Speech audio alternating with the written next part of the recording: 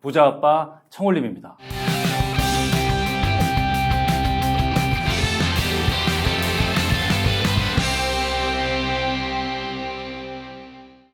여러분 안녕하세요. 청홀림입니다. 제가 운영하고 있는 인생학교 닭꿈스쿨에는 닭꿈메이트라고 하는 스태프분들이 계십니다. 저희 닭꿈스쿨과 함께 변화하고 성장하고 싶어하는 분들, 그런 분들의 모임이라고 할 수 있겠는데요. 오늘은 닭꿈메이트님들 중에 한 분의 변화 사례, 성장 사례를 여러분들과 함께 공유하려고 합니다. 그 주인공은 꿈 많은 라랄라님이라고 하는 분인데요. 이 꿈 많은 라랄라님 아주 대단한 분입니다. 어린 시절에 이 환경은 굉장히 열악했는데 그 열악한 환경 속에서도 스스로의 힘으로 아주 독종처럼 공부해서 명문 고등학교도 가고 명문 대학교에도 가시고 그 뒤로도 계속 도전하면서 사신 그런 분입니다. 두 아이의 엄마가 된 지금도 그 도전의 끈을 놓지 않고 새로 약대에 들어가서 좀 늦은 나이긴 합니다만 멋진 대한민국의 멋진 약사가 되시려고 노력하는 등 지금도 계속 이 도전의 끈을 놓지 않고 사시는 분인데요. 이 꿈 많은 라랄라님의 사례를 통해서 우리는 왜 계속 도전하면서 살아야 하는지, 그리고 우리 인생에서 왜 자신감을 갖고 살아야 하는지에 대해서 함께 생각해보는 시간 갖도록 하겠습니다. 함께 보시죠. 꿈 많은 라랄라 고수정이라고 합니다.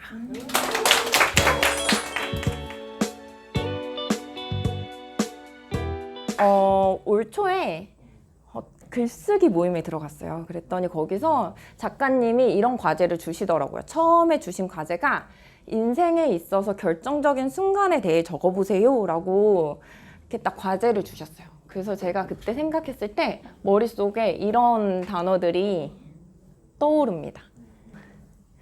재수없죠. 제가 공부를 잘할 수 있었던 원동력은 이거 같아요. 가난에서 왔던 결핍, 그 다음에 한 번의 도약 티핑 포인트, 그 다음에 돕기, 그리고 꾸준함, 이렇게 네 가지였고, 이렇게 차근차근 이렇게 대로 이야기를 하진 않겠지만 제가 한번 조금씩 얘기를 한번 해볼게요. 지금은 있는지 모르겠어요. 근데 초등학교나 중학교 때 보면은 꼭 가정환경조사서? 뭐 이런 거를 적어야 되잖아요. 그럼 거기에 항상 엄마 아빠의 학력을 적게 돼 있는 거예요.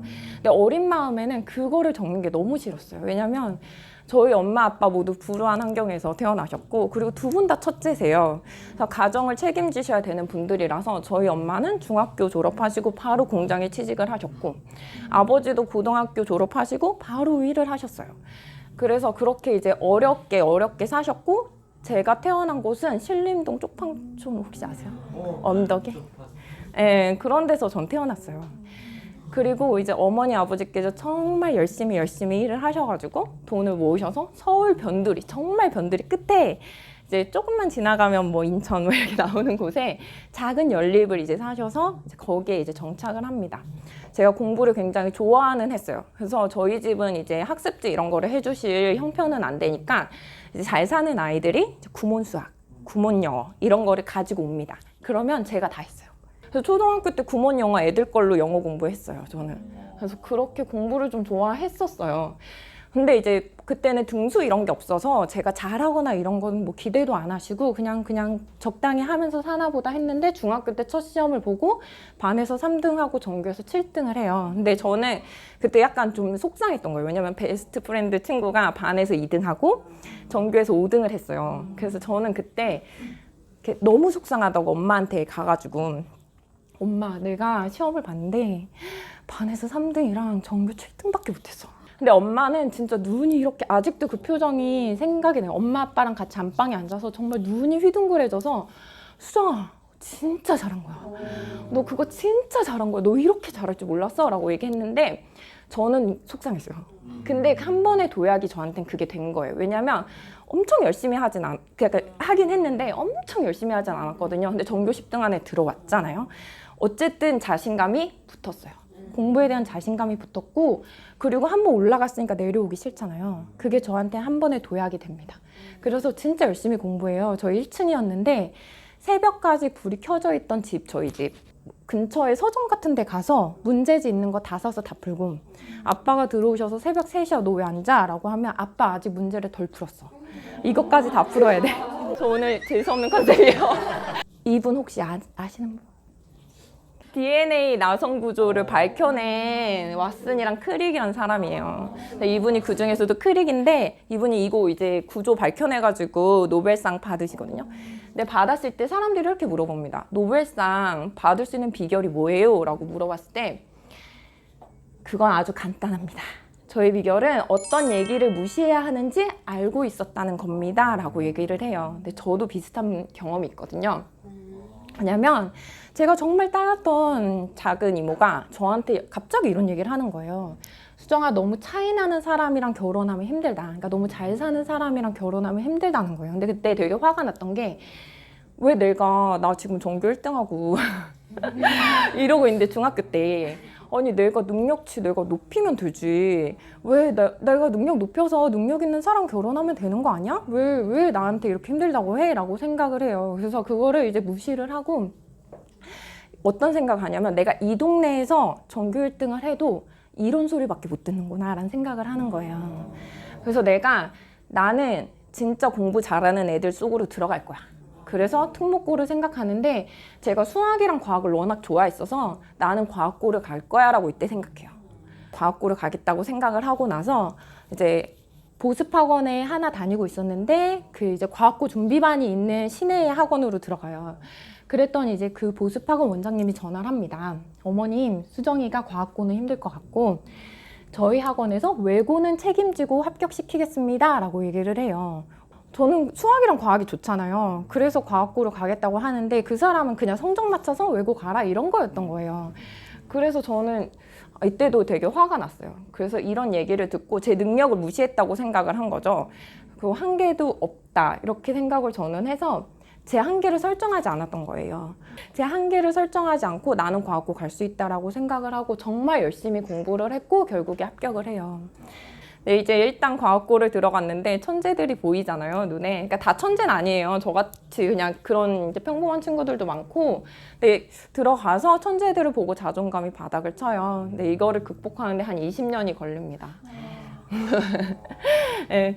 그리고 이제 어쩌어찌 해서 그때 들어가서 공부 잘 안 하고 그냥 명문대 들어가서 그냥 놀았어요. 놀고 학자금 대출 갚으려고 이제 과외 열심히 하고 2탕, 3탕 뛰면서 이렇게 살았어요.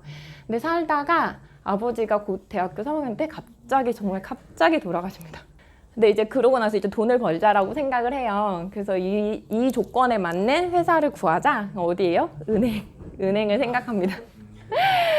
돈도 주고 돈도 많이 벌 수 있어야 한다. 그리고 정말 열심히 이제 금융공학 연계전공까지 해가지고 은행에 취업을 해요. 취업에 성공을 하고 파생상품 하고 싶어서 이것저것 눈치를 보다가 해외 MBA 지원 제도가 눈에 들어옵니다.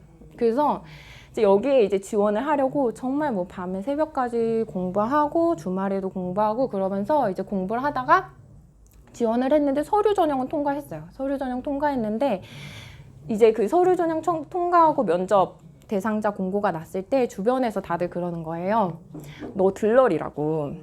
이제 내정자가 있는데 너는 그냥 옆에서 면접 보기, 이제 면접 머릿수 채워주기 위한 들러리다라고 얘기를 합니다. 결국에 들러리였어요. 결국에 들러리였고 그 내정자라고 했던 분이 정말 됐어요. 그리고 저는 그때 순간 이제 퇴사를 결심해요. 안녕히 계세요, 여러분. 퇴사를 결심하고 뭘 할까라고 생각했을 때 약대를 생각하게 됩니다. 이런 것들을 생각하고 저는 이제 그래서 이제 약대 준비를 열심히 해가지고 이제 성적이 나왔는데 붙을 수 있겠더라고요. 그래서 이제 여름방학 때 아기를 낳자 해서 계획해서 들어갑니다. 근데 이제 약대 들어가서 사실 공부 안 할 수 있어요. 안 할 수 있는데 정말 열심히 공부합니다. 왜냐면 그때 그런 생각했던 거예요. 사람의 생명을 다루는 전문가인데 그래도 내가 지식을 충분히 가지고 있어야지 라는 생각을 해요. 전문가로서의 지식을 내가 쌓아야지 라는 생각을 가지고 진짜 열심히 공부를 합니다. 첫 번째 학기에 첫째 임신 중이었는데 A뿔에 하나 A0 나오고 첫 번째 수석을 해요. 그리고 이제 애기 이제 1년 휴학하고 다시 복학을 해요. 복학을 해서 둘째 임신해요. 근데 이제 둘째 임신 중에 이제 올해입을 받고 수석을 합니다. 저 오늘 재수없는 컨셉이에요. 우리가 이 얘기 많이 하잖아요. 99도까지 마지막 1도 여기거든요. 마지막 1도 넘기면 수증기가 된다 이거거든요. 근데 우리가 한 가지 더 있어요. 뭐냐면 이게 온도잖아요. 100도가 됐잖아요. 100도가 됐을 때 이게 열 에너지입니다. 근데 100도가 돼서 바로 수증기 되는 게 아니에요. 뭐냐면 에너지를 쭉 줘야 됩니다. 에너지를 쭉 줘야 돼요. 그럼 여기서 뭐가 되냐면 100도에서 물이랑 수증기가 함께 공존하는 그 시기가 있어요. 그거를 우리는 졸구해야 됩니다. 졸구해야 돼요. 제가 이렇게 열심히 이때까지 얘기했던 거 그렇게 살았어요. 살았지만 행복하진 않았어요. 행복하진 않았어요. 왜냐면 둘째가 태어나자마자 신생아 중환자실에 입원했거든요. 태어나자마자 아파서. 근데 이제 저는 그때 이제 엄마들은 자책을 하잖아요. 내가 너무 공부를 많이 했나 보다. 내가 커피를 마셨나? 내가 너무 스트레스를 받았나? 자책을 하면서 행복하지 않았고, 그러다가 짜잔, 자기혁명 캠프를 하면서 삶을 되돌아봤어요. 공부가 제가 왜 가장 시원하라고 생각해 봤을 때 정답이 있는 삶이었거든요. 공부는 1 더하기 1, 2 더하기 3은 5, 그리고 하면 돼. 그런데 생각해 봤더니 제가 너무 이렇게 보고 있었던 거예요. 세상을 좁은 시야로 보고 있었던 거예요. 세상은 넓은데. 그때 깨닫게 됩니다. 그래서 새로운 도전들을 하게 돼요. 독서 모임도 가게 되고, 담회도 하고, 그리고 마라톤, 브런치 작가도 되고, 그다음에 이제 그때 바쁘 찍었고, 이렇게 쬐끄맣게 유튜브 지금 안 하고 있어가지고.